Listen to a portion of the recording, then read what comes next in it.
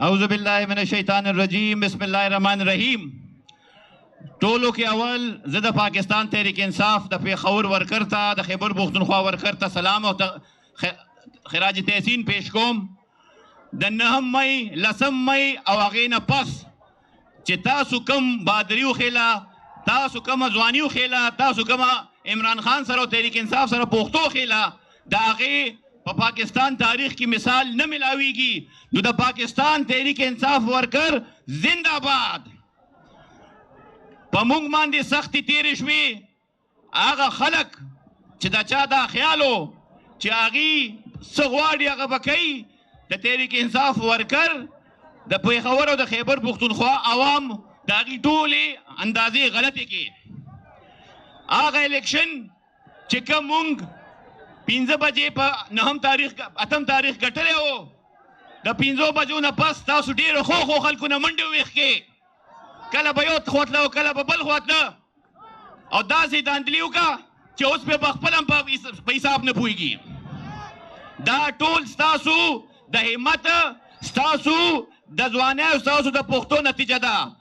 دې وطن کې چې چا ځان ته غټان ویل، هغې له تاسو ټولو ماتې ورکړه. انشاءالله دا 8 سیټونه دا یو قومي سیټ او زمونږ د 9 او د 10 د مې ورکرانو د هغې شهیدانو د یو به تپوس کوو.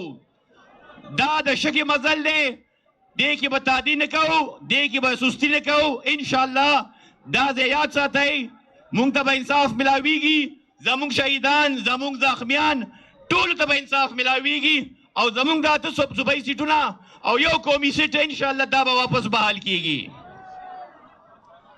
ورسره نن چې کوم دا غونډه ده د دې یو واحد یو مقصد دی، او هغه دی زمونږ د مشر عمران خان رهایي. انشاءالله څنګه چې تاسو پښتو کړې ده، څنګه چې تاسو محنت کړی دی، څنګه چې تاسو ظلم برداشت کړی دی، ماشاءالله دا ځای یاد ساتئ. هم په دې ستاسو په منډه باندې به خان صاحب یو ورځ هم په دې سټیج ولاړي او وایي به ایاک نعبدو و ایاک نستعین.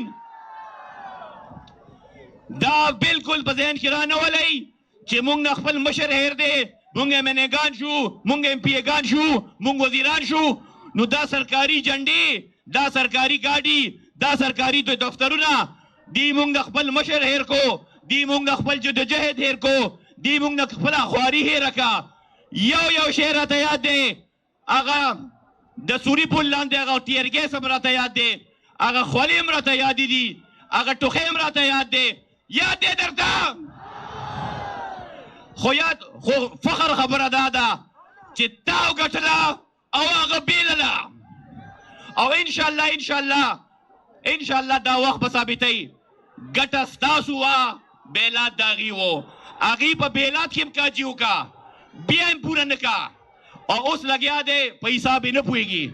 نو چې کومه توره د تحریک انصاف ورکر کړې ده، تاسو ته په 2 لاسه سلام. د پاکستان تحریک انصاف ورکر زنده باد. بله خبره یاد ساتئ، زمونږ 2-3 اوس اهم مشنز دي.